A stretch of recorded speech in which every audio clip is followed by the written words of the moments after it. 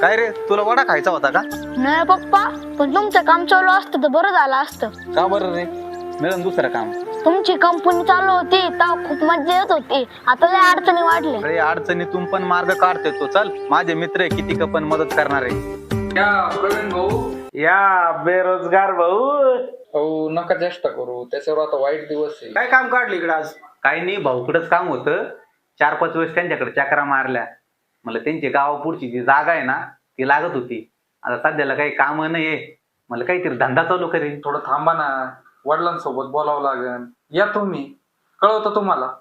सध्याला मला खूप गरज आहे बरं का, मी तुमच्या भरोश्यावर आहे. प्लीज तेवढं लवकरात लवकर करा.